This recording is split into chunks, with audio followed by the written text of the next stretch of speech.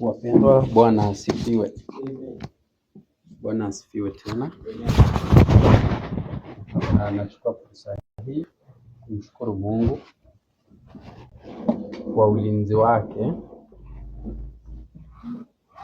ambao tumeweza kupata kutoka kwake mpaka masaa ya tumeweza kukutana tena katika siku yake takatifu kwa ajili ya kufanya ibada. Na pili, ningependa niweze kuwakaribisha nyote walimu, washiriki, wazee wa kanisa hili la wana matengenezo, niweze kuwakaribisha niweze kufuatilia somo la asubuhi ambayo nitaweza kusimamia mimi wenu hapa Amos Ngetich, kwa wale ambao hawanijui na kwa ajili ya wote ambao wanafuatilia kupitia kwenye mitandao wa kijamii, YouTube channel yetu ya kanisa ya The Watchmen of Mount Zion. Kwa hivyo tunawakaribisheni sana ndugu zetu, popote mlipo, mnapofuatilia somo hili, muweze kubarikiwa sana na Baba yetu ya mbinguni. Na kabla sijaweza kuanza, ningependa niweze kuwakaribisha tuweze kutafuta sehemu ili tuweze kupiga dua, tuweze kukaribisha uwepo wa Mwenyezi Mungu, maana alisema kwamba kabla ya mambo yote anataka dua, sala na maombezi yaweze kufanyika kwa ajili ya watu wote. Na kwa sababu utaratibu huo ni yeye ndiye alianzisha, sina budi ila kufuata ili Mungu Baba wetu wa mbinguni aweze kutubariki. Kwa hivyo ninawakaribisha nyote tuweze kutafuta sehemu ya kupiga magoti, nipigie Baba yetu magoti, halafu tuweze kuanza somo la asubuhi. Karibuni tuombe.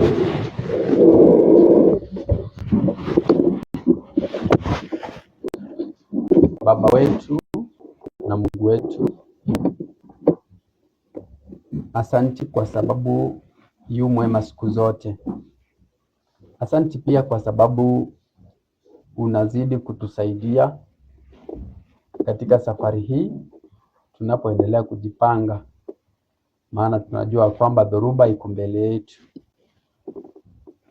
Tunapopigia magoti haswa katika siku ya leo ya Sabato, tunasema kwamba jina lako libarikiwe na uhimidiwe milele, kwa maana unastahili kuabudiwa wewe na wala hapana mwingine anayetakiwa sisi tuende mbele zake, maana kuna miungu mingi na mabwana wengi duniani. Tunapoanza ibada tunasema kwamba uweze kuanza pamoja nasi, zidi kuwa pamoja nasi tunapoendelea, na pia tutakapotamatisha bado uweze kuendelea pamoja nasi tunapoachana, tunapofumukana jioni.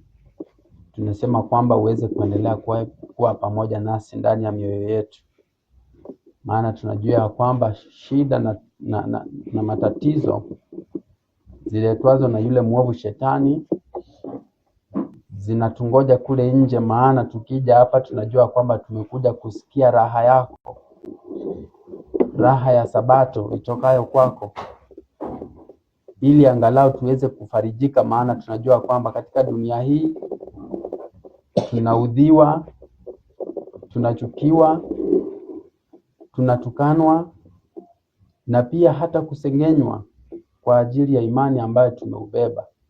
Wengi wameukataa kwa sababu wamekataa kusikiliza wito wako, ama kwa sababu wameogopa wasije wakadhihakiwa na wenzao.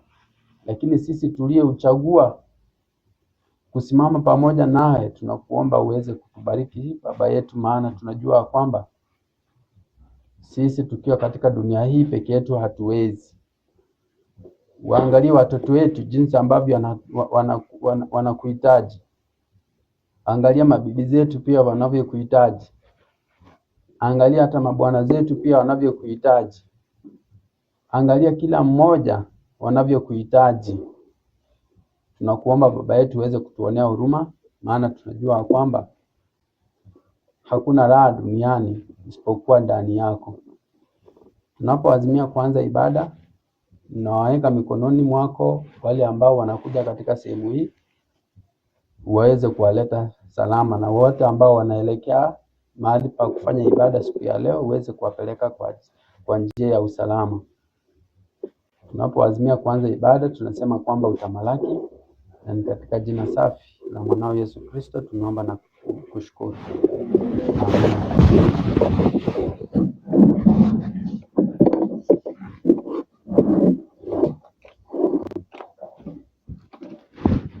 Wapendwa, hamjambo. Bwana asifiwe.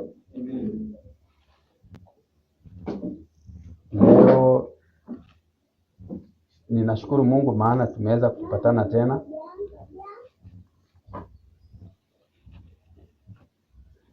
Na kwa sababu tumeweza kupatana, ni vizuri tuweze kusalimiana. Maana ninajua kwamba kwa nadra sana huwa tunapatana katikati ya juma. Maana hata sisi ninaona kwamba pia tena kujiana masimu, kujuliana hali, angalau kuangalia ndugu yako au dada yako katika imani anaendelea vipi. Sisi tunaishi mbalimbali, hatuishi kama kijiji, kila mtu katika sehemu yake, vibarua mbalimbali. Hivyo inafanya vigumu sana sisi kupatana katikati ya juma, na inakuwa ni vizuri tunapokutanika hivi tuweze kusalimiana. Uweze kusalimia mwenzako uliyeketi karibu naye, msalimie happy Sabbath. Sioni watu wakisalimiana. Happy Sabbath, salimia mwenzako umtakie happy Sabbath.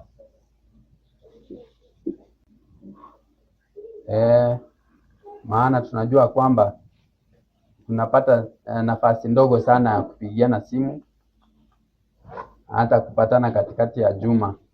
Kwa hivyo tunapopata nafasi kama hii, haswa katika siku takatifu kama ya leo, inakuwa ni vizuri uweze kumtakia mwenzako Sabato njema. Kwa hivyo ninawakaribisha katika somo hili la kwanza ambalo nimeipa kichwa tusifadhaike wana matengenezo. Tusifadhaike nani? Wana matengenezo. Maana tunajua kwamba dunia hii haiko upande wetu wala haitufevi sisi kama wana matengenezo.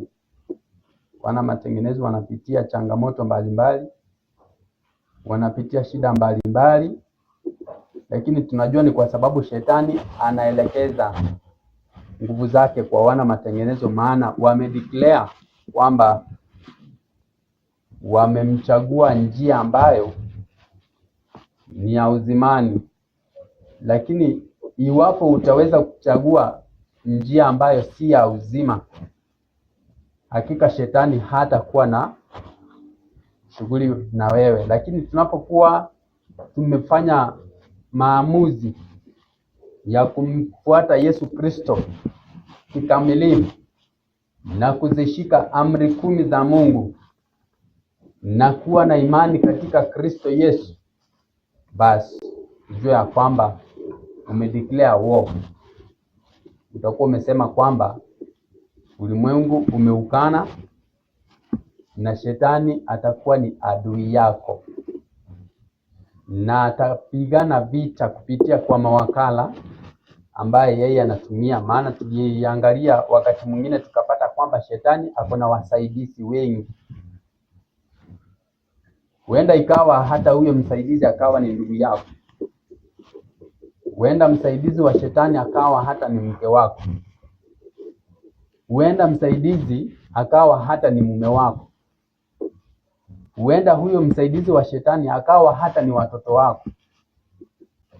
Maana tunajua shetani anatumia kila mbinu aweze kuangalia kazi ya Kristo imeweza kulegea ama imeweza kurudi nyuma. Hivyo anatia juhudi sana kupitia kwa mawakala mbalimbali aweze kuangusha wale ambao wamemchagua Kristo kama Bwana na Mwokozi wa maisha yao. Ningependa tuweze kufungua kitabu cha Wakorintho wa pili. Ni nani atatusomea? Ningependa niweze kuchagua vile mtumishi pamoja nami tutakayekuwa tunasaidiana katika mahubiri haya. Ni nani atanisaidia?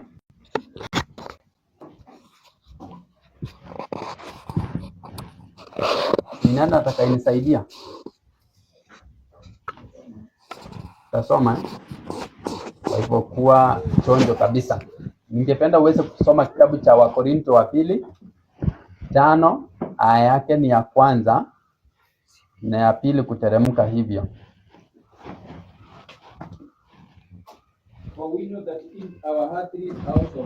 Ingekuwa vizuri kama ungesoma kwa Kiswahili.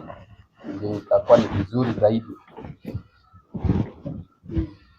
Tutakuwa tunapelekana vizuri. Kwa hivyo nilikuwa nataka msomaji atakayekuwa ananisomea kwa Kiswahili. Itakuwa ni bora zaidi. Maana tutakuwa tunarudia tena kuitafsiri. Wakorintho wa pili 5 aya yake ni ya kwanza na ya pili na ya tatu. Je, kama umefika?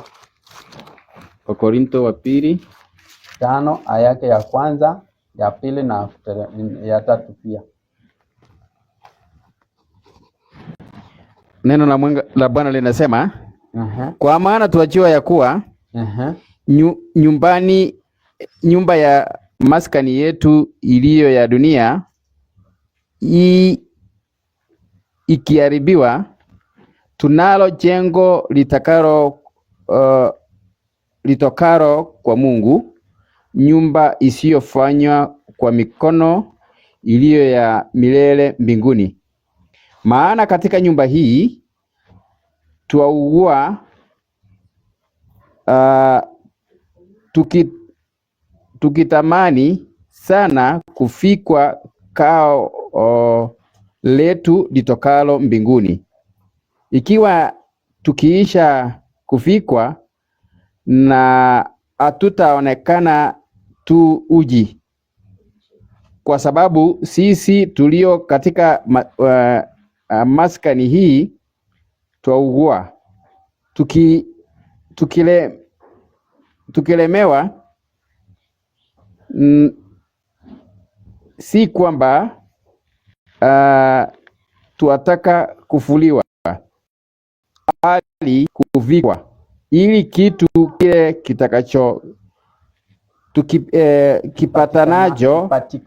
kipatikanacho na mauti kimezwe na uzima. 5 inasema, bali yeye aliyetufanya kwa ajili ya neno hilo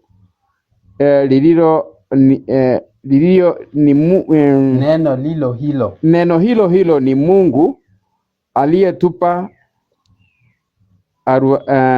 arabuni ya Roho. Achia hapo. Acha nirudie kusoma. Inasema, kwa maana twajua ya kwamba nyumba ya maskani yetu iliyo ya dunia hii ikiharibiwa, tunalo jengo litokalo kwa Mungu, nyumba isiyofanywa kwa mikono, iliyo ya milele mbinguni. Maana katika nyumba hii twaugua. Nyumba anaisungumzia dunia hii tuliyopo, tumeambia ya kwamba ndugu Paulo anasema ya kwamba katika dunia hii maskani hii imewekwa akiba ili iweze kuharibiwa, na ikiharibiwa anasema tunalo jengo lililo bora la mbinguni. Kwa sababu dunia hii tunaugua tukitamani sana kuvikwa kao letu litokalo mbinguni. Ikiwa tukiisha kuvikwa hatutaonekana tu uchi. Ina maana kwamba tukiwa dunia hii tunaonekana tuko uchi kabisa, maana shida na matatizo yapo mengi katika maskani hii ambayo tumeambia kwamba itakuja kuharibiwa ili tuweze kupatiwa lililo bora la mbinguni. Ikiwa tukiisha kuvikwa hatutaonekana tu uchi, kwa sababu sisi tulio katika maskani hii tuaugua. Kwanza, hiyo ni ya kwanza. Tunaugua. Ya pili, tukilemewa, si kwamba tunataka kuvuliwa, bali kuvikwa lile kitu kile kipatikanacho na mauti kimezwe na uzima. Basi yeye aliyetufanya kwa ajili ya neno lilo hilo ni Mungu aliyetupa arabuni ya Roho. Paulo anamaanisha nini hapa? Anamaanisha kwamba tunapoendelea kuishi katika dunia hii hatuna budi kupitia changamoto mbalimbali. Tunapitia shida mbalimbali. Hata Kristo mwenyewe alisema kwamba mtaudhiwa, mtachukizwa kwa ajili ya jina langu.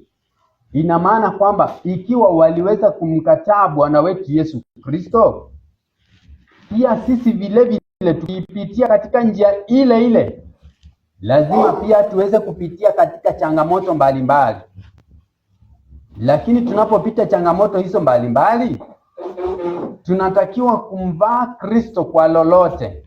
Maana Kristo alikuwa ametabiriwa na nabii Isaya katika kitabu kile cha Isaya 9 aya yake ni ya 6. Hebu tuende katika kitabu cha Isaya tuangalie aliyetabiriwa na Isaya. Tuliambiwa atakuwa ni mtu wa aina gani, ama atakuwa ni kielelezo wa aina gani kwa wale ambao watakuwa wako chini yake. Katika Isaya 9:6, 9 chapter 6, katika kitabu kile cha Isaya, maana kwa ajili yetu mtoto amezaliwa. Anasema kwamba maana kwa ajili yetu mtoto amezaliwa. Tumepewa mtoto mwanaume. Tumepewa mtoto mwanamume, na uweza wa kifalme utakuwa begani mwake. Anasema uweza wa kifalme utakuwa begani mwake. Naye ataitwa jina lake. Anasema hivi sasa, ataitwa jina lake atakapokuja huyo mtoto, mshauri wa ajabu, tuliyepewa na Mungu. Mshauri wa ajabu. Subiri. Naomba usikimbie sana msomaji. Huyo ambaye tumeambia kwamba amezaliwa, huyu mtoto aliyekuwa amezaliwa, tunaambia ya kwamba uweza wa kifalme utakuwa begani mwake. Ina maana kwamba ukisikia ana ufalme, ina maana kuna watakaokuwa wanafanya nini? Wanaongozwa na huu ufalme wake. Na atakuwa vipi katika ufalme wake? Hapo chini sasa, hapo mshauri wa ajabu. Anasema ataitwa jina lake mshauri wa ajabu, Mungu mwenye nguvu, Baba wa milele, mfalme wa amani. Kwa hivyo katika ufalme wake utakuwa ni mfalme wa amani. Kwa hivyo tunatakiwa kujiuliza, ikiwa tumeambia kwamba atakuwa ni mfalme wa amani, alafu tukiangalia katika maisha yetu hatuna amani, kwani tulidanganywa? Kwani maandiko matakatifu yanadanganya? La hasha, haiwezi kadanganya. Tutakuwa tukiwa chini yake huyu mfalme wa amani, ndipo tutakuwa na amani. Lakini na maana kwamba utakapokuwa nje ya huyu mtoto ambaye ndiye Kristo, utakuwa uko nje kabisa, hautakuwa na amani. Licha ya kwamba utakuwa unapitia changamoto mbalimbali, lakini ndani ya moyo utakuwa na amani. Maana tunajua ya kwamba tumekwisha kuambiwa na ndugu yetu Paulo akasema kwamba maskani hii tulionayo ambaye tunaugua na tunalemewa, tunaambia kwamba itaharibiwa. Na ikiharibiwa kuna kao ambalo ni la muhimu sana litokalo mbinguni, na ni kao ambalo ni la amani. Wakristo wote tunatakiwa kujipigia vita kabisa, maana tusipopigania ule mji utakuwa umepatikana katika sehemu ambayo haitakuwa inakupendeza. Na tumeambia kwamba atakuwa ni mfalme wa amani. Hebu tuangalie katika kinywa chake huyu Kristo alipokuja duniani, alipozaliwa na mama yake Mariamu, akaendeza ministry yake, na alipokuwa akifundisha pamoja na wanafunzi yake aliowateua, akawaambia nini? Katika kitabu kile cha Mathayo, twende kitabu cha ni Mathayo, nafikiri itakuwa ni Yohana 14:26 inatuambiaje?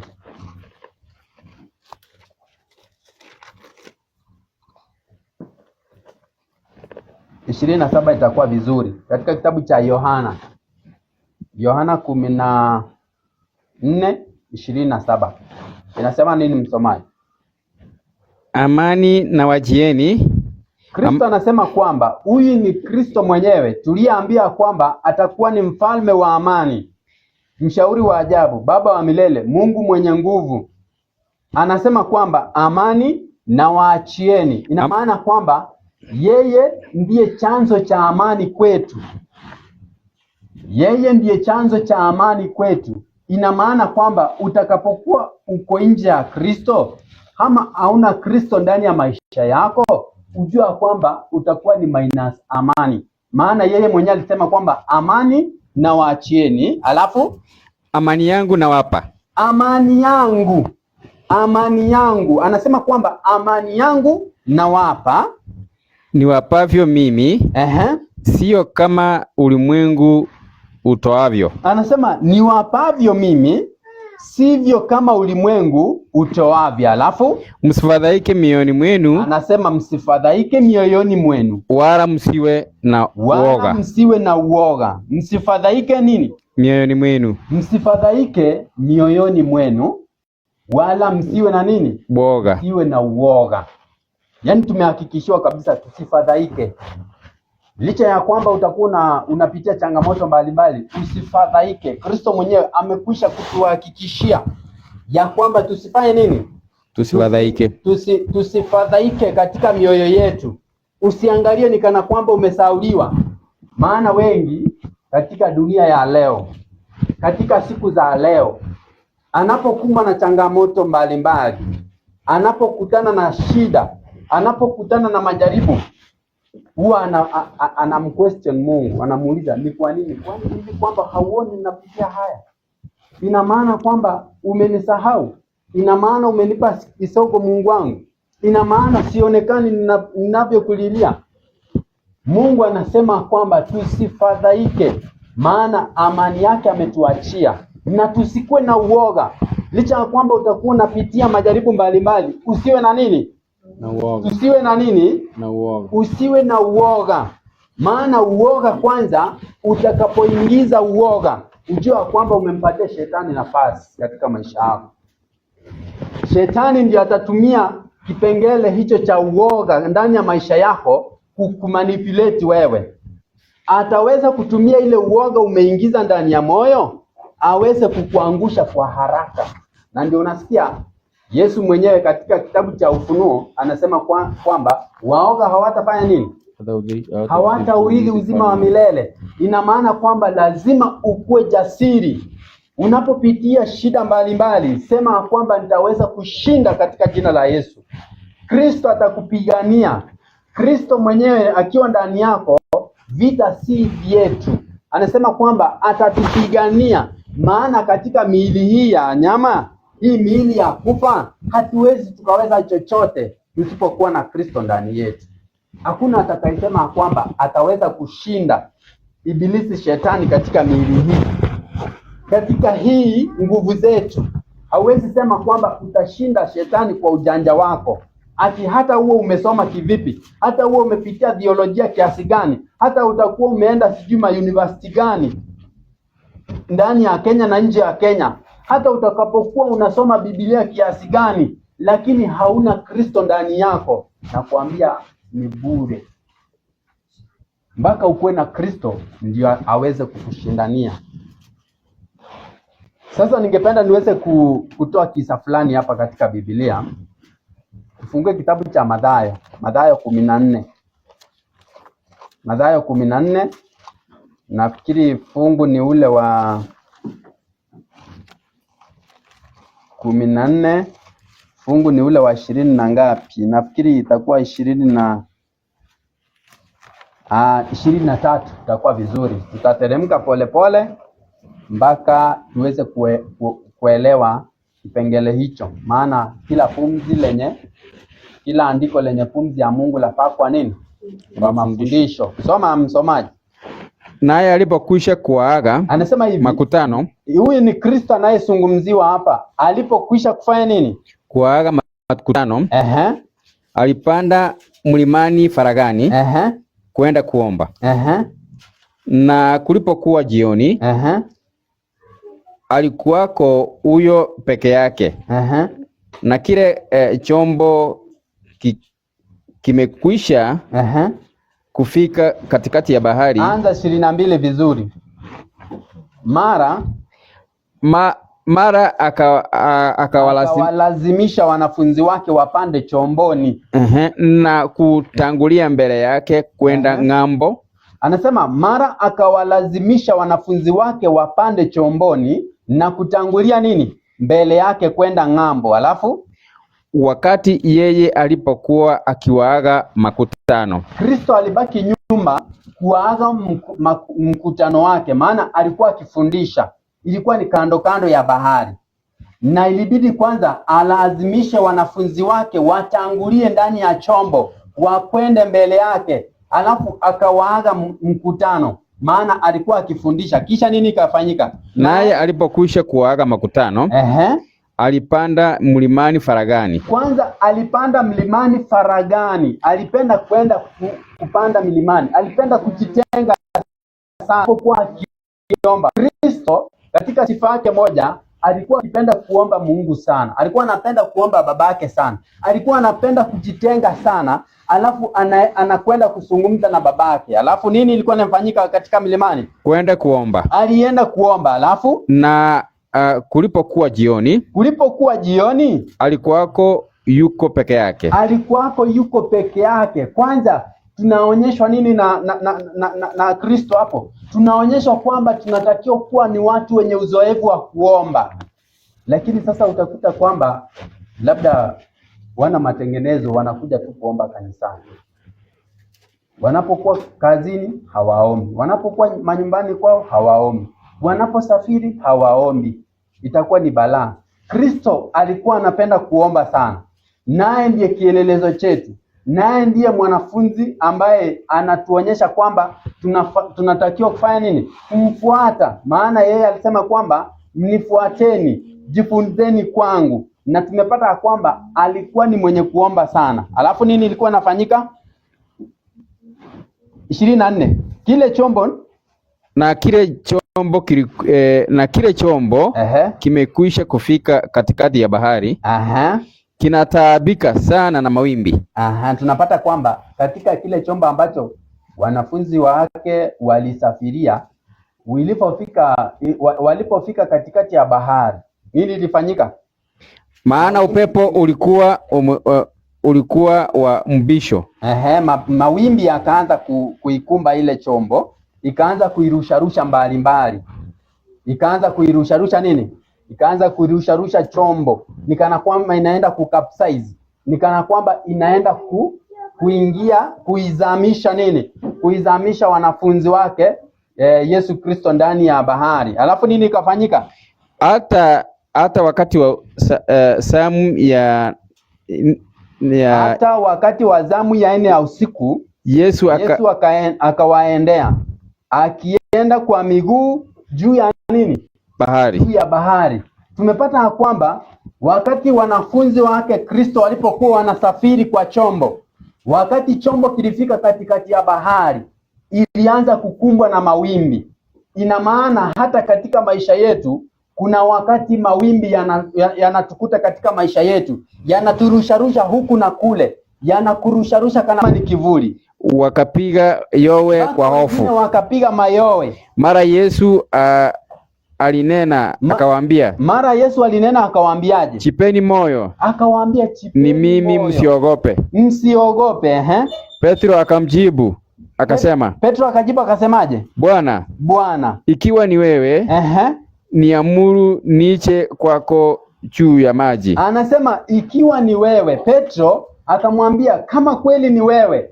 Yaani ina maana hata hawakuweza kusadiki kwamba ni Kristo aliyekuwa anakuja juu ya bahari. Yaani hawakutambua ya kwamba Kristo aliyekuwa na uweza hata ya kutembea juu ya bahari bila kuzama. Na Kristo mwenyewe alinena akawaambia kwamba msifadhaike mioyoni wala msiogope. Ni kwa nini aliwaambia msiogope? Maana alikuwa pamoja nao. Aliwaambia kwamba nipo hapa kwa ajili yenu, niko hapa kuwaokoa. Lakini sasa Petro na wengine, Petro kwa sababu alikuwa ni rafiki wake Yesu sana, akamwambia kwamba ikiwa kweli ni wewe, maana walikuwa wanasema kwanza ni kivuli, yaani walisema ni ghost. Na wakaanza kupiga mayowe ndani ya chombo. Wakasema hapana, haiwezekani, maana hawakuwa wameona maajabu wa namna ile. Alafu nini ikaendelea, msomaji? Akasemaje? Njoo. Petro akashuka chomboni. Akamwambia Petro njoo. Akashuka wapi? Petro akashuka chomboni, akaenda kwa miguu juu ya maji. Akaenda kwa miguu juu ya maji ili kumwendea Yesu. Ili kumwendea nani? Ili kumwendea Yesu. Alafu lakini alipouona upepo, akaogopa, akaanza kusama. Nani huyu anayeogopa? Petro sasa naye aliitwa na Yesu akaambia kwamba shuka kwenye chombo basi njoo huku. Akatembea kama alivyokuwa anatembea Yesu juu ya bahari. Lakini alipokuwa akitembea juu ya maji, akaona sasa kuna upepo unakuja. Petro akafanya nini? Akaanza kuogopa. Sasa niliwaambia kitu kimoja wakati nilikuwa ninaanza, nikamwambia kitu cha kwanza, ukiingiza uoga ujue kwanza umedoubt kazi ya Mwenyezi Mungu. Umedoubt uweza wa Kristo. Umedoubt kazi ambaye Kristo anaweza akafanya ndani yako anapokupatia nguvu yake. Sasa Petro akaogopa, akanunua uoga, na aliponunua uoga sasa shetani akautawala, akamuonyesha hata maana hapo upepo unaashiria majaribu ya shetani. Ina maana kwamba alipouona upepo akaogopa, akaona atakwenda kuzama. Lakini Petro hakuangalia hata nikizama Kristo ako pamoja nami hapa aweze kuniokoa. Akaogopa. Sasa kilichomfanya aogope ni kwa sababu aliona upepo. Na hii upepo ndio iliweza kumdanganya Petro, akamdanganya kiasi kwamba hata hangetambua uwepo wa Kristo hapo. Hata hakuwa na matumaini kwa Kristo. Hakuweza kumtumainia Kristo kwamba hata nikizama Kristo ataniipua katika maji, ataniokoa katika maji haya, sitazama. Lakini kumbe Petro aliponunua uoga akafanya nini? Akazama. Tunaambia nini msomaji hapo chini? Akapiga yowe akisema.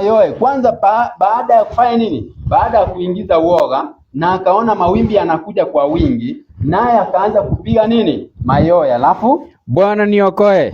Akaanza kusema Bwana niokoe. Mara Yesu akanyoosha mkono wake. Akamshika. Akamwambia. Ewe mwenye imani hapa.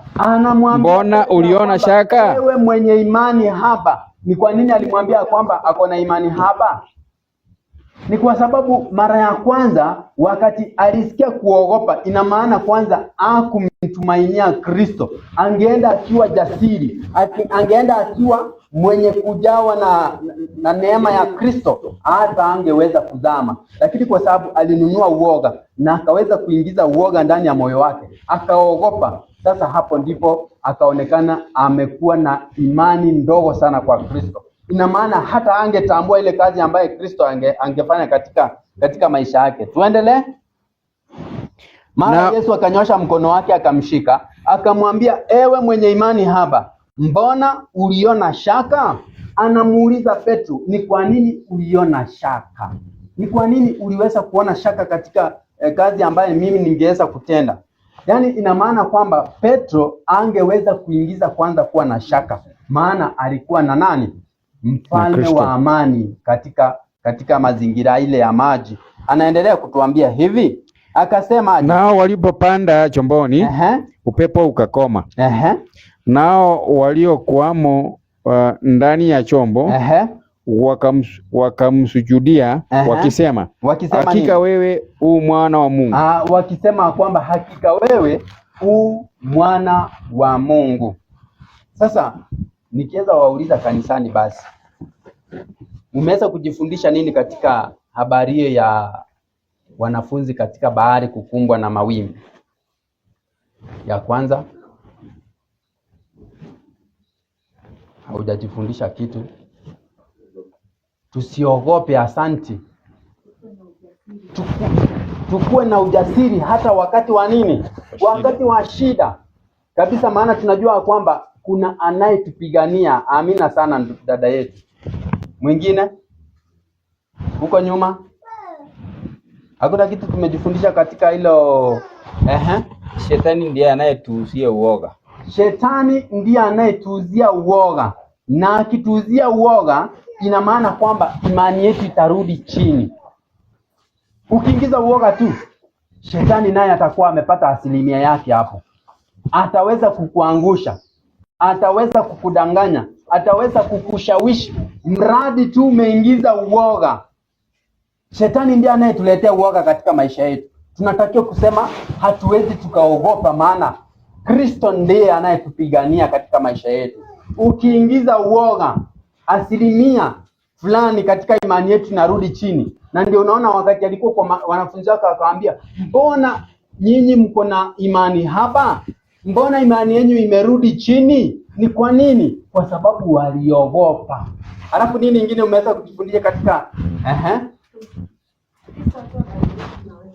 basi Kristo akiwa upande yetu, hatuna cha kuogopa. Kristo akiwa ndani yetu, akiwa upande wetu, tunajua kwamba ushindi ni hakika. Ushindi wetu nini? Ni hakika. Maana Kristo atatushindania sisi. Lakini tukisema kwamba tutumainie nguvu zetu, akili zetu, sijui masomo yetu, hakuna mahali tunakwenda. Sasa nataka tuweze kuangalia katika kitabu cha Roho ya Unabii sahihi cha Petro kukosa kutembea juu ya bahari. Bahari mimi naitumia kama ulimwengu. Mawimbi naitumia kama matatizo ambayo yana maana mawimbi yako, majaribu yako. Alafu upepo tunapata kwamba ni majaribu yake shetani, ndiye anatuletea ushawishi zaidi. Halafu sasa Kristo intervene ndani ya maisha yetu, anatushindia changamoto mbalimbali. Sasa tuende katika kitabu cha Desire of Ages. Fungua kitabu cha Desire of Ages, DA 382 paragraph 1. Nilipokuwa nikijisomea maandiko haya nikapata kwamba yamehusianishwa kabisa na kitabu hiki cha Desire of Ages. Nilipokuwa nikisoma Biblia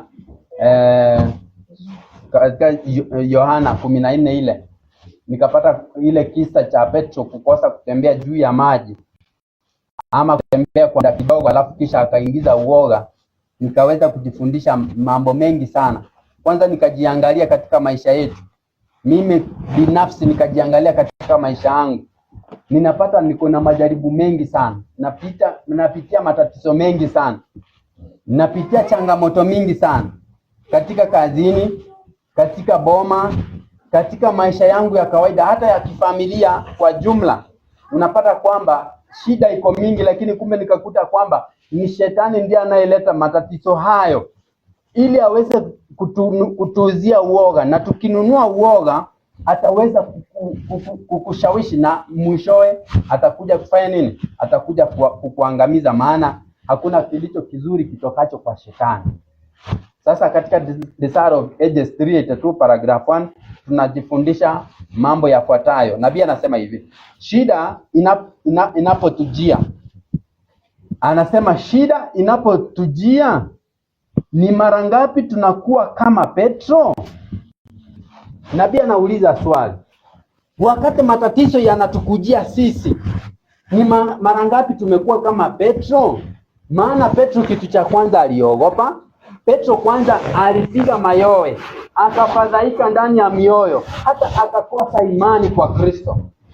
Sasa anatuuliza sisi, wakati shida imetukujia sisi, wakati matatizo yametukumba sisi kama wana matengenezo, ni mara ngapi tumejifananisha na Petro? Ama mara ngapi tumekuwa na tabia kama Petro?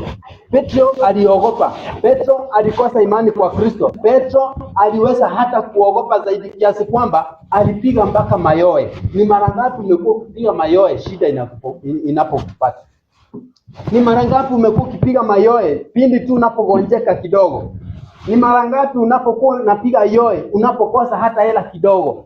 Ni mara ngapi unapopiga yowe unapo hata kano na marafiki zetu, hata na familia yetu? Ni mara ngapi umekuwa ukipiga yowe? Tunajifundisha nini katika somo hili? Tunajifundisha namna ya kupigana vita kupitia kwa Kristo, maana hatuwezi peke yetu.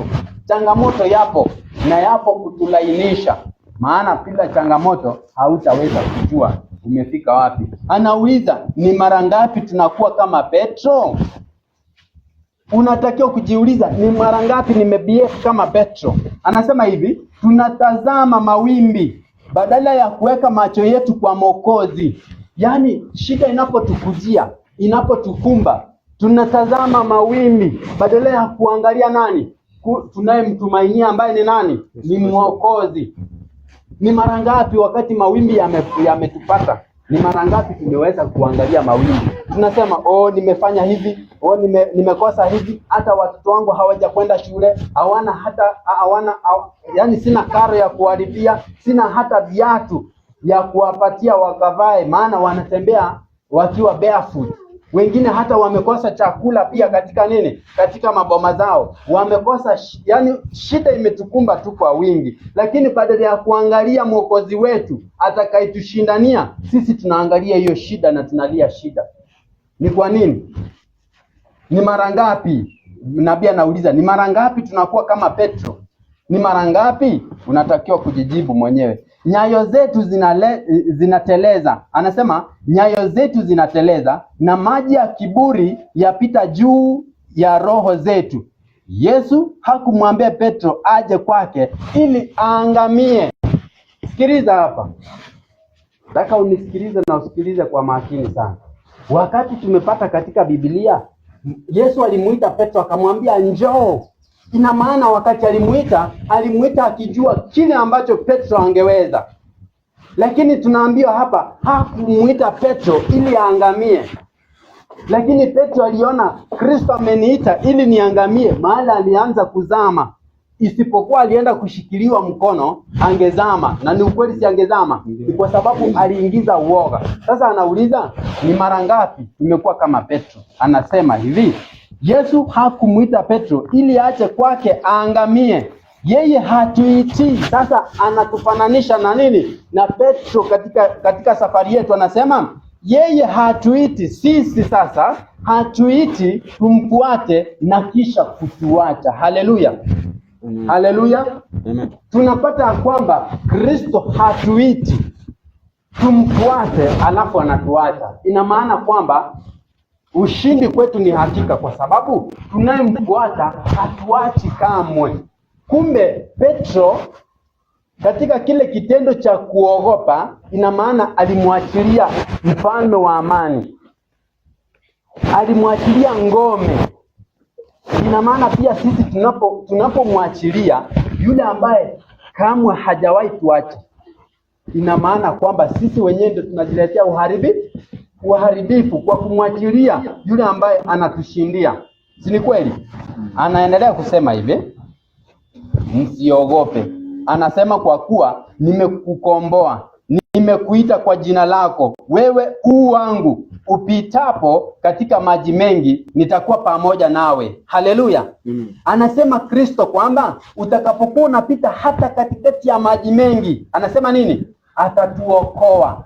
Si ni kweli Anasema hivi, atatuokoa. Alafu na katika mito haitakugarikisha. Uendapo katika moto, hata unapopita katikati ya moto, anasema kwamba hautateketea.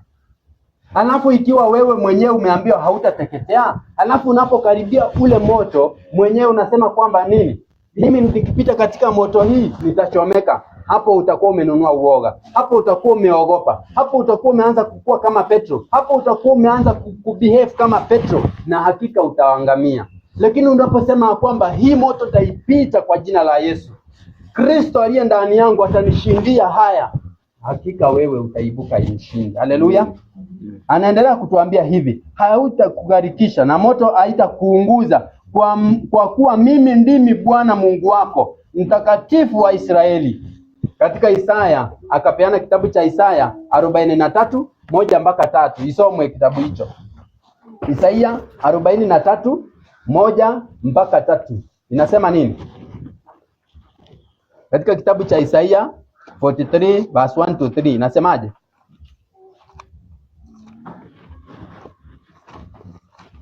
Mwenye amepata asome. Isaya 43:1-3.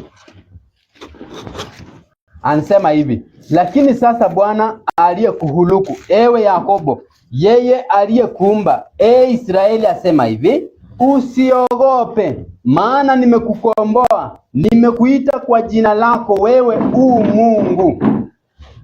Wangu. Anasema wewe wangu. Upitapo katika maji mengi, nitakuwa pamoja nawe, na katika mito haitakugarikisha. Uendapo katika moto hautateketea, wala mwali wa moto hautakuunguza. Haleluya.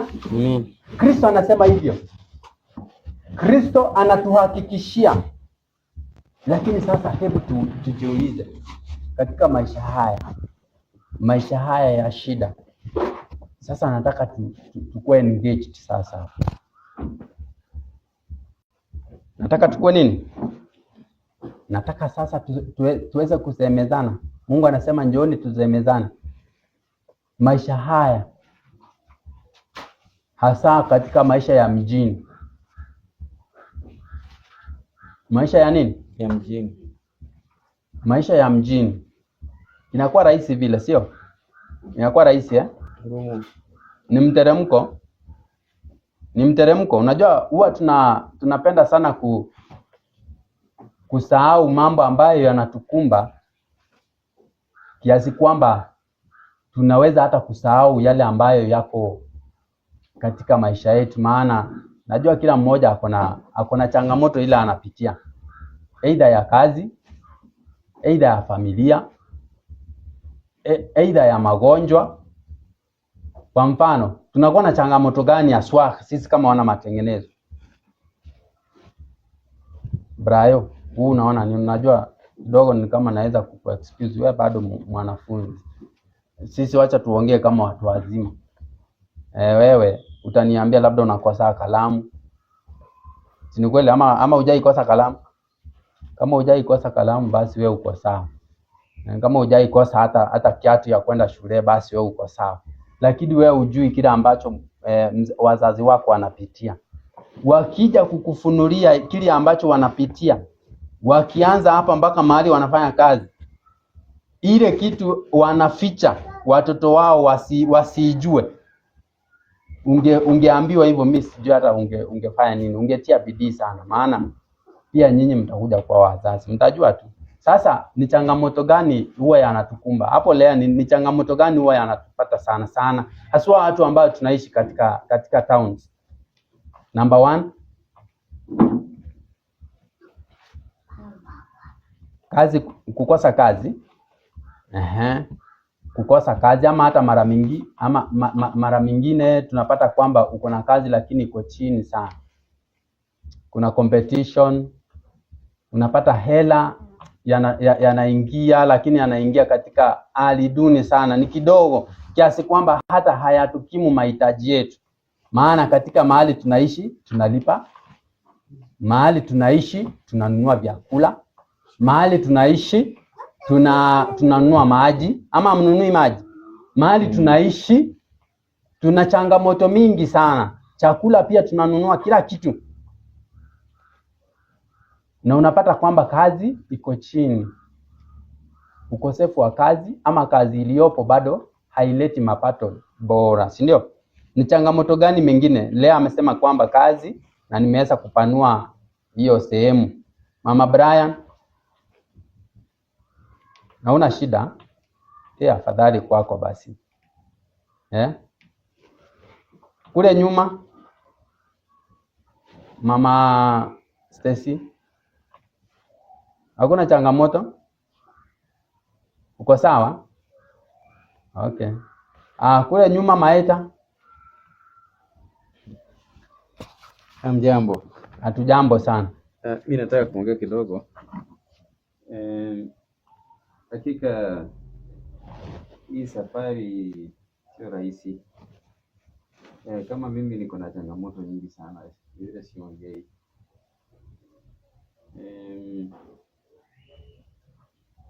Kwangu niko na changamoto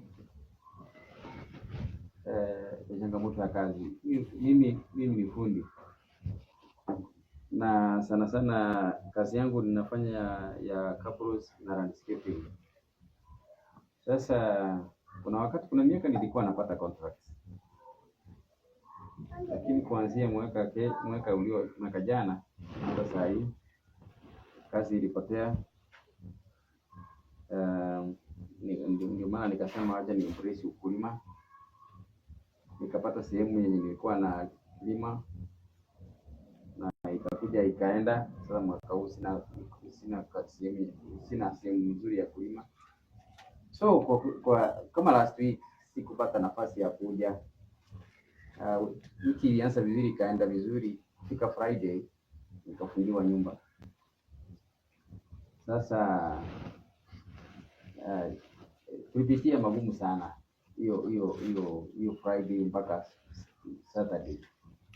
Sasa tulikuwa Moses, nguo yenye alikuwa amevaa uniform nikaa nayo mpaka Saturday jioni, na hata ile yenye nilikuwa nimevaa nikienda kufanya shughuli zangu, hiyo ndio nilikuwa nimevaa.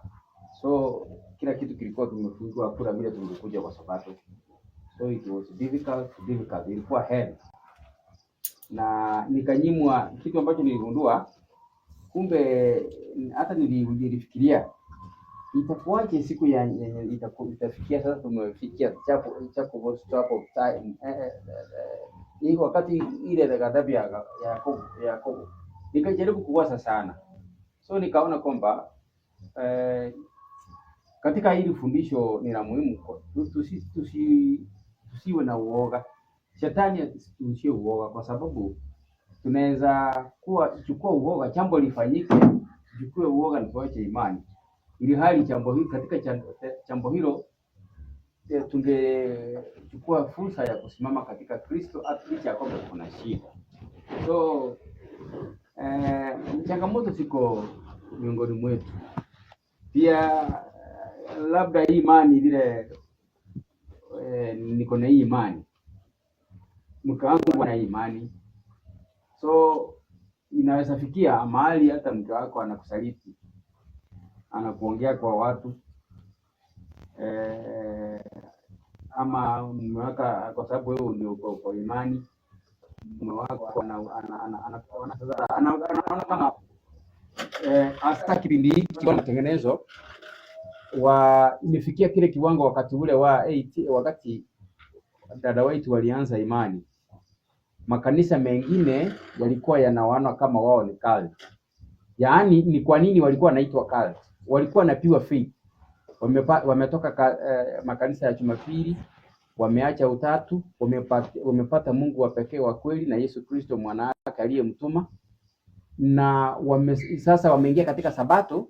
Lakini sasa unakuta majority ya watu wengine wengi madhehebu ya Jumapili walikuwa wanaamini kwamba Mungu ni wa utatu, na wanaamini mambo ambayo yako kinyume na Biblia. Sasa walipata pure faith, lakini wakaanza kutasamwa kwamba hawa mambo yenye wanaamini si kabisa.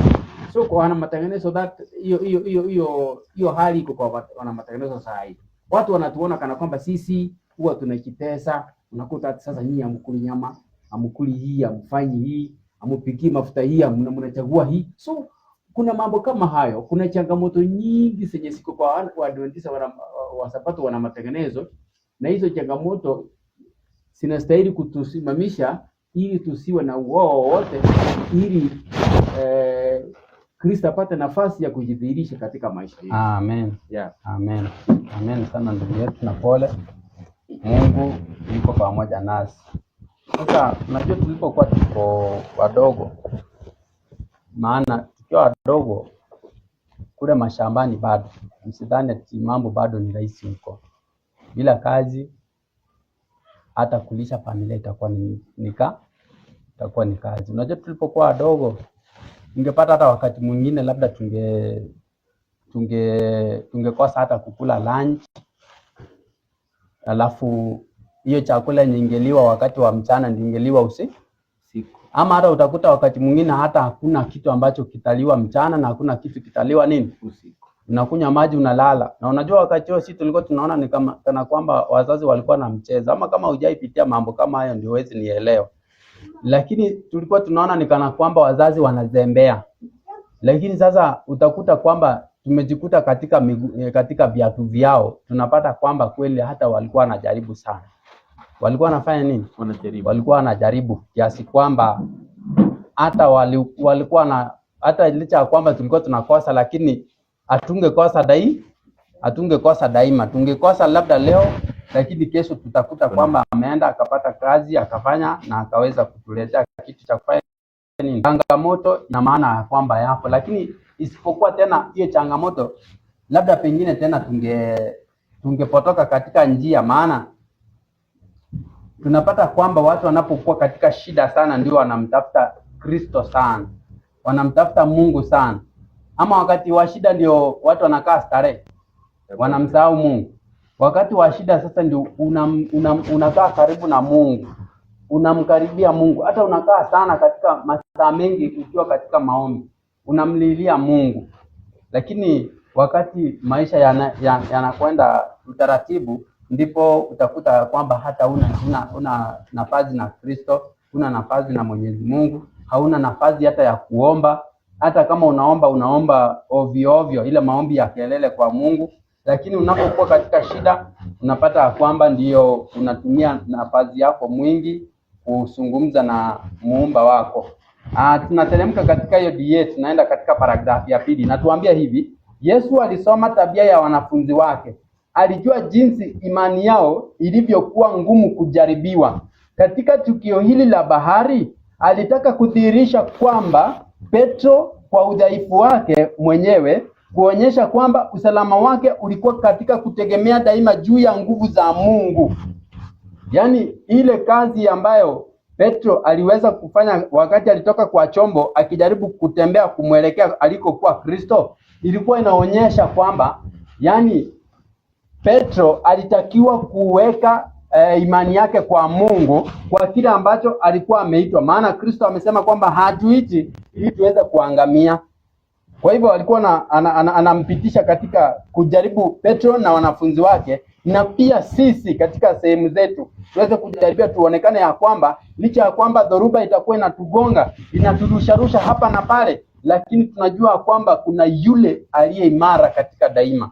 Yaani ako imara kutushindia siku zote. Anasema katikati ya dhoruba za majaribu angeweza kutembea kwa usalama tu, kwani katika kutokuamini kabisa, alipaswa kumtegemea Mwokozi. Ilikuwa ni pale alipojiona kuwa ana nguvu, ndipo Petro alikuwa na udhaifu. Yaani hapa nataka tuangalie. Yaani wakati Petro aliweza kufanya nini? Aliweza kutembea. Alipoona ya kwamba ameweza kutembea juu ya maji, alianza kujiamini. Alianza kukua na kiburi. Unajua kiburi ndio ilimuingiza kwanza. Akaona kumbe hata mimi naweza nikatembea. Akaanza kuangalia wanafunzi wake, wakaona nikana kwamba hawana uwezo kama alivyokuwa nayo. Lakini kumbe hiyo kiburi hakujua ndiyo maangamizi yake. Sasa wakati alianza kuona mawimbi, alipoanza kuona upepo inaanza kukuja, ndio akaanza kuogopa. Kwanza kitu cha kwanza kiburi kwanza ndio inaangusha watu. Kiburi ndio iliweza kuanza kumwangamiza Petro, kumtoa Petro katika hali ya imani. Kwanza kiburi ni kitu cha kwanza ambayo tena tunatakiwa kuipiga. Kwanza acha tuulize, wale ambao wanakuwa na matajiri, wanakuwa na magari, wanakuwa na kila kitu, wanakuwa na kiburi, hawana kiburi? Kwanza kitu cha kwanza cha kuangusha mwanadamu ni kiburi. Unapokuwa na kiburi, ujua kwamba hata uweze ukasimama katika imani. Utakuwa unajiona ukiwa bora kuliko wengine. Kwa hivyo Petro alijiona akiwa bora kuliko wanafunzi wengine, ndipo sasa akaona kumbe kupiga kifua kwake ndio ilikuwa anajiletea maangamizi. Anasema hivi, na si mpaka alipotambua udhaifu wake. Kumbe ndani ya hii kiburi alikuwa na nini? Alikuwa na udhaifu ndani yake. Alipokuwa na hii kiburi alichokuwa nacho, kumbe ndani yake mna nini? Mna mapungufu. Akasema na si mpaka alipotambua udhaifu wake, mpaka alipoweza kutambua hitaji lake la kumtegemea Kristo. Kumbe hakujua kwamba hii udhaifu aliyokuwa nayo alitakiwa kuwasilisha udhaifu wa Kristo aweze kumshindia. Akasema ikiwa angejifunza somo ambalo Yesu alitaka kumfundisha katika tukio hilo la baharini, hangeshindwa hata wakati wa kujaribu lilipomjia. Anazungumzia jaribu gani lilimpata Petro baadaye? Waulizeni kama wana matengenezo. Ni jaribu gani tena lilimkuta Petro baadaye? Kumkana Kristo. Alimkana Kristo tena baadaye. Alikuja tena akajaribiwa wakati Kristo alikuwa anapita katika wale majaji, wakati alikuwa anapelekwa katika mahakama wakati wa usiku ule. Petro aliweza kumkana, akasema simjui mtu huyu, hata sijai karibia sijai tembea na yeye.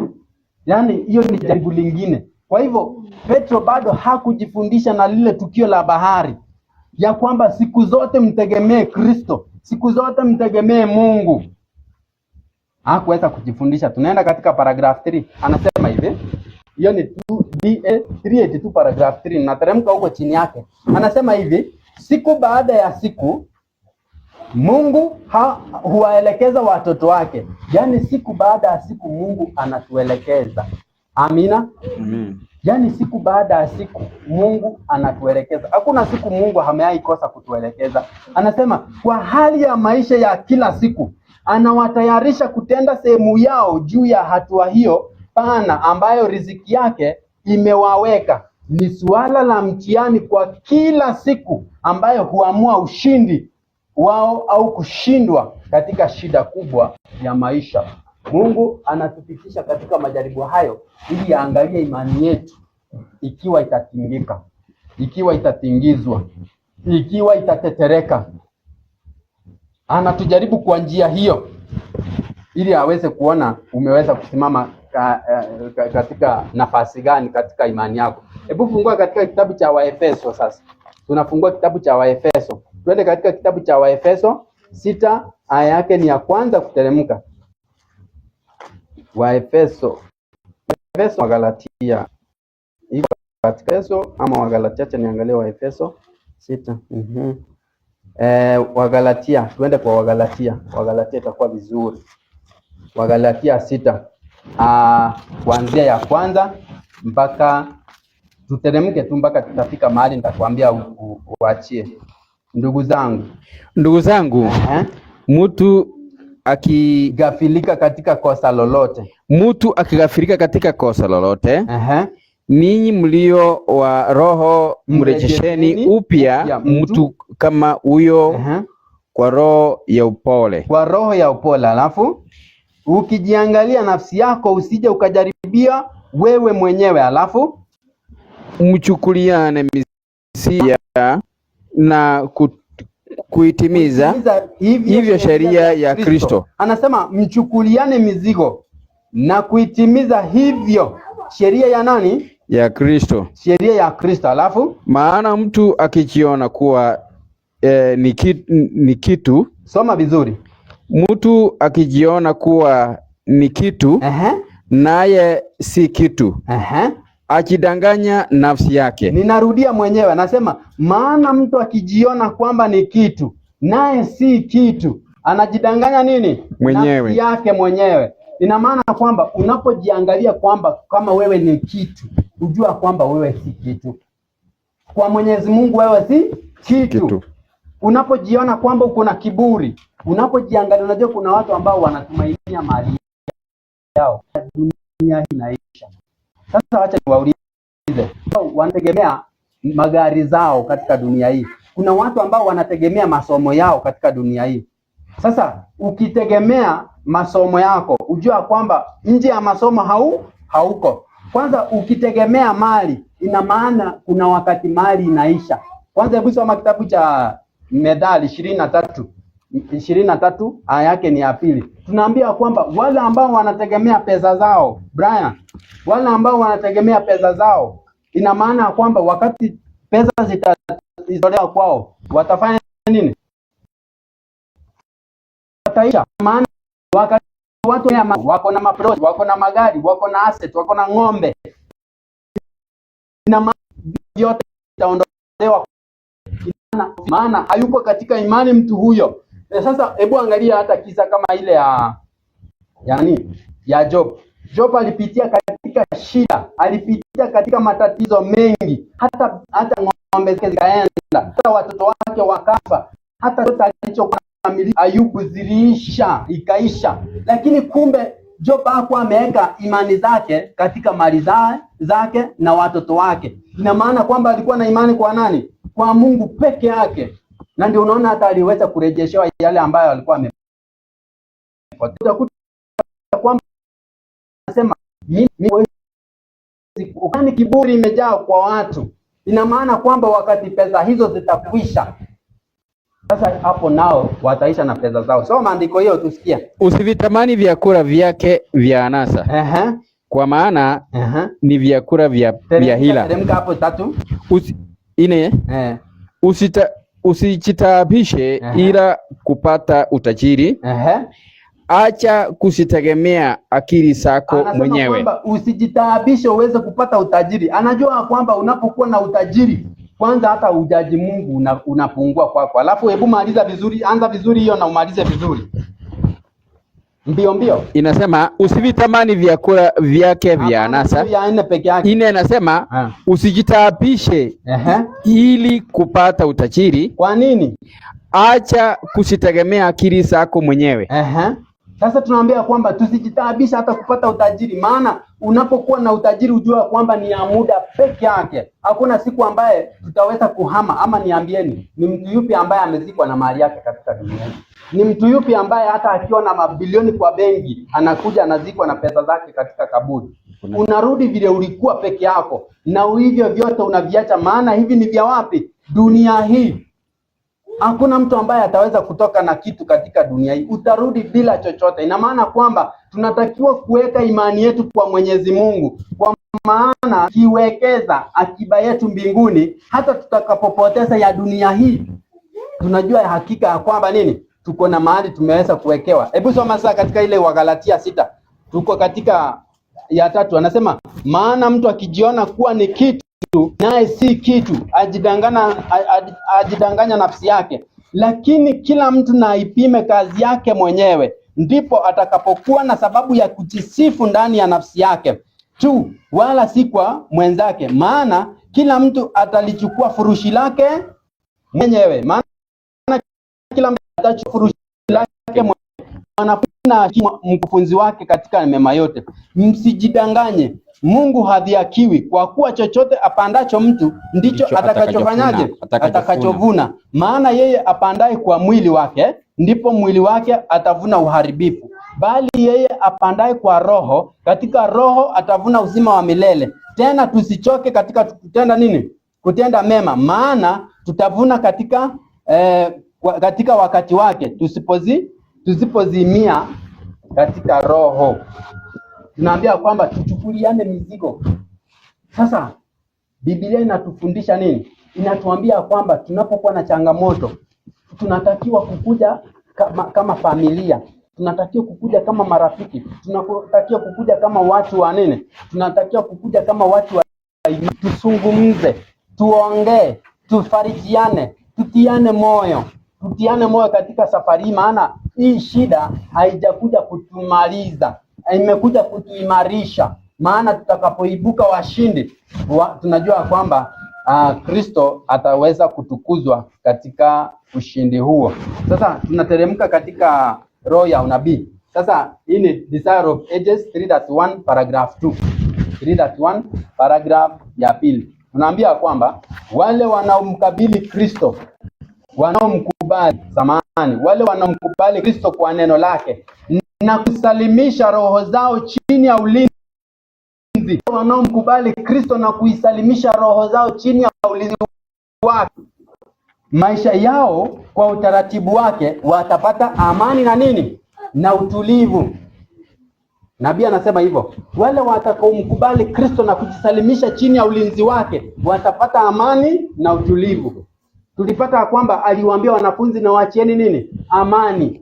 Aliwaambia na waachie amani. Yeah. Kumbe ametuachia amani, lakini alituachia amani tunapojisalimisha kwake na tunapojiachilia chini ya ulinzi wake. Lakini ina maana kwamba nje yake utakosa amani siku zote katika maisha yako. Na ndio unaona wale ambao wanajizoelea utajiri kwa wingi. Kwa mfano, tuseme tunaangalia kile ambacho kiko katika society. Kwa mfano, unakuta kwamba mtu akona magari, akona pesa, akona ng'ombe, yani akona mafloti nyingi, lakini huyo mtu hana amani katika maisha yake. Kitu cha kwanza, utakuta kwamba anaandamwa na magonjwa, utapata kwamba hizo mali zake zinampea taabu mpaka yani hana amani, maana hiyo mali si katika Kristo, lakini ni nje ya nini? Kristo. Hajajiachilia chini ya ulinzi wa Kristo. Anasema hakuna kitu cha ulimwengu kinachoweza kuwahuzunianisha Yesu anapowafurahisha kwa kuwapo kwake. Katika kukubalika kabisa kuna mapumziko kamili. Bwana amesema utamlinda yeye ambaye moyo wake umekutegemea wewe katika amani kikamilifu, kwa maana anatamani wewe. Anapeana Isaia 26:3. Hebu soma kitabu cha Isaia 26:3. Inatuambia nini katika 26:3 kitabu cha Isaia 26:3? So watu wa Mungu, tusije tukahusunika tunapokuwa na shida. Tunatakiwa kujaribu kutatua ndani ya Kristo. Tumuelezee shida zetu. Inasemaje? Utamlinda yeye ambaye moyo wake, anasema utamlinda yeye ambaye moyo wake umekutegemea katika amani kamilifu, kwa kuwa anakutumaini. Mtumainini Bwana siku zote. Maana Bwana Yehova ni mwamba wa milele. Maana Bwana Yehova ni nini? Ni mwamba wa milele. Na amesema mtumainini Mungu siku zote. Anaendelea kutuambia hivi, anasema hivi katika kitabu hiki, yeye atamleta kielelezo cha maisha na tabia itakuwa na utukufu wake mwenyewe. Na tabia hiyo inanyoosha utukufu, tabia ya Kristo itapokelewa katika paradiso ya Mungu. Hiyo ni DA 3:1 paragraph 2. Sasa tunaenda kwa DA 3:02 paragraph 4. Desire of Ages 3:02 paragraph ya 4. Naona muda unanipa kisogo. Inasema hivi: heri wapatanishi. Amani ya Kristo inazaliwa na kweli. Amani ya Kristo inazaliwa na kweli, ndugu zangu. Ni kupatana na Mungu. Ulimwengu una uadui na sheria ya Mungu. Wenye dhambi wana uadui na muumba wao, na matokeo yake wanakuwa na uadui wao kwa wao. Lakini mtunga Zaburi anatangaza, wana amani nyingi waipendao sheria yako, wala hakuna kitakachowakwaza. Akapeana Zaburi 119:165.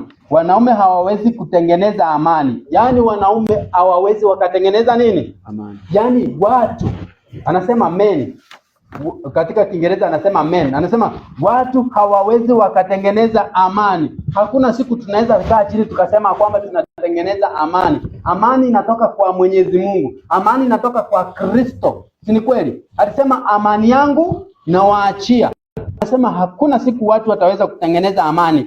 Mipango ya mwanadamu ya kutakasa na kuinua watu binafsi au ya kijamii itashindwa kuleta amani, kwa sababu haifikii moyo. Nguvu pekee inayoweza kuunda na kudumisha amani ya ukweli ni neema ya Kristo. Haleluya.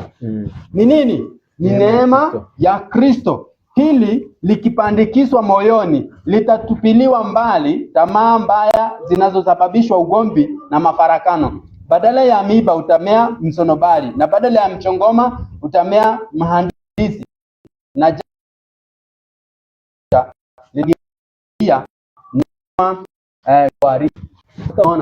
wana matengenezo tunakuwa na shida mingi, ikiwemo na dunia pia. Ile tu dunia hawajifundisha kumtegemea Kristo, lakini tofauti yetu na wao ni kwamba sisi tunajua tunayemtegemea ataweza kutushindia. Tunakuwa na shida, ingawa kuna wakati maisha tunakwenda mpaka tunakosa hata pesa, tunakosa hata na chakula katika nyumba, tunaweza hata kufungiwa manyumba, tunaweza hata kufukuzwa katika sehemu tunapoishi, tunaweza hata tukakana, tunaweza hata tukafutwa katika kazi zetu.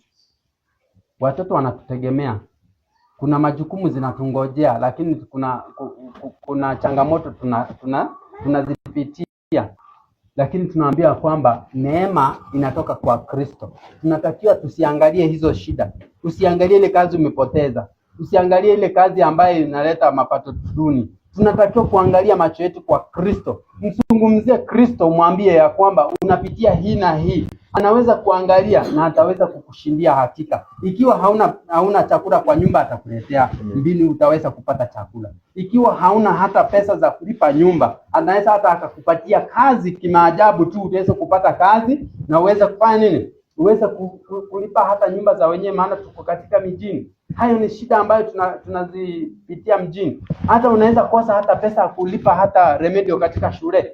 Hata unaweza hata ukakosa hata karo ya shule pia. Unaweza hata ukakosa hata pesa ya kununua uniform kwa wanafunzi. Unaweza hata kuwa hata una shida na familia yako. Hampatani mume na mke. Haupatani, hamsikizani, lakini ujue kwamba unatakiwa kuwasilisha nini? Shida hizo kwa nani? Kwa Kristo. Maana Kristo ndiye ngome yetu na ndiye anayetushindania. Tunaambia kwamba tusikuwe kama Petro. Tusiogope, tusirudi nyuma kiimani, tusiweze kuingiza uoga, tusianze kupiga mayowe, tusianze kulalamika. Unajua sasa kupiga mayowe hapa ni kulalamika. Huoni kama Mungu alinisahau. Ni kama hata ninapozidi kwenda kanisani ni kama ninakuwa na shida zaidi. Wengine wanasema kwamba jinsi ninavyozidi kwenda kanisani ndivyo shida inavyozidi kuwa mingi. Kumbe hujui ya kwamba wewe umekuwa moja kwa moja adui kwa nani? Kwa shetani. Na ndio huwa nasema kwamba ukiona maisha yako yanaenda vizuri, parallel au upate changamoto, unatakiwa kuchunguza mara hafifu. Maana labda kuna mahali mnaenda sambamba na nani? Na ibilisi. Ni kweli. Lakini ukiona unaanza kwenda zigzag, ujua kwamba shetani ni adui yako. Ina maana kwamba wale ambao wanakuwa adui wa shetani wanakuwa rafiki kwa nani? Kwa Mungu. Sasa tunaenda katika kitabu cha Roho ya Unabii bado, MB inaitwa inaitwa aje hiyo kitabu MB? Thoughts of what? Sijui ni thoughts of, acha niangalie. MB ni thoughts from the Mount of Blessing. Thoughts from the Mount of Blessings, 99 paragraph 1. Paragraph 2, samahani. Paragraph 2 inasema hivi: Yesu hatuachi kutoka kwa ulazima wa ujuhudi.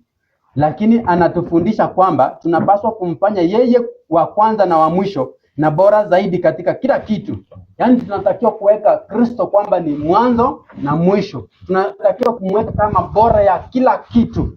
Unapoamka mweke mbele, unapoenda kazini mweke mbele, unapoenda kulala mweke mbele, unapoamka mweke mbele, unapofungua kazi yako mweke mbele, unapokosa hata hiyo kazi mweke mbele, unapokuwa hata una hela mweke mbele. Kwa kila kitu anasema kwamba tunatakiwa bora zaidi kwa kila kitu. Hatupaswi kujihusisha na biashara yoyote, kufuata shughuli yoyote, kutafuta raha ya dunia ambayo inaweza kuzuia utendakazi wa haki yake katika tabia ya maisha yetu. Lolote tufanyalo na lifanyike kwa moyo kama Bwana. Kama kwa Bwana. Hiyo ni MB, God's from the Mount of Blessing. Hiyo ni 99 paragraph ni ya pili. Sasa tufungue kitabu cha Biblia. Tunaambia kwamba tunatakiwa kumweka mbele na nyuma kama mwanzo na mwisho wa kila kitu. Hatutakiwi kuangalia shida zetu, tunatakiwa kuangalia Kristo, maana hakuna siku ameaituacha sisi. Haleluya, Amen. Hakuna siku ameaituacha. Unajua kuna watu hata wamekuwa rejected kwa familia yao. Unajua kuna watu hata wametupiliwa mbali, wameambiwa hata wasiai kanyaga huko. Unajua hivyo? Lakini wanapojiwasilisha kwa Kristo, atatafuta mbinu hata ya kuwapatanisha katika familia yao. Haleluya. Unajua hivyo? Unajua kuna watu wamefukuzwa kwao. Unajua kuna watu kwamba hawana hata mahali wanaita kwao. Unajua hata kuna watu ambao wamekuwa masquota kwa maisha yao yote. Lakini tunajua ya kwamba katika dunia hii, hiyo yote ni ya dunia hii. Tumeambia kwamba kuna dunia ambayo inatengenezwa, Yerusalemu mpya ambaye iko mbinguni. Tunaambia kwamba tung'ang'anie tufike kule, maana kule hakuna shida za dunia hii. Shida ya dunia hii inaishia hapa. Hii matatizo yanaishia hapa. Magonjwa yanaishia hapa. Unajua kuna watu hata badala ya wakae vizuri, wanaendelea kutibu kansa. Kuna watu wanaendelea kutibu ukimwi. Kuna watu wanaendelea kutibu magonjwa mbalimbali. Yaani wacha niwaambie, kama kuna kitu ambaye inaweza kukosesha amani katika dunia hii, pia mojawapo ni magonjwa. Magonjwa yanaweza yakakufilisisha hivi. Yanaweza kukuletea umaskini ya haraka sana. Unaweza ukauza ulivyokuwa umewekeza kwa miaka mingi kwa ajili ya kujitibu, na hata mwisho yake tena unaingia kwenye jeneza. Unajua hivyo? Ama hamjui hivyo? Shida ya ugonjwa kwanza ndio inaleta umaskini sana katika maisha. Ukitaka kufilisika haraka, ibuka onjeka sasa. Ile magonjwa ambayo utakuwa unaenda check up, sijui Kenyatta, sijui utakuwa unapelekwa India, sijui utakuwa unapelekwa Dubai, sijui utakuwa unatumia sijui dawa yaani utakuwa unatumia dawa lakini hauponi. Sasa hebu soma hiyo kitabu ambayo nimeweza kupeana. Ni kitabu kile cha Wafilipi 4. Wafilipi 4 aya yake ni ya 6. Nafikiri tutakuwa tumefika tamati katika sehemu hiyo. Hii ni Wafilipi 4:7. Nasema nini?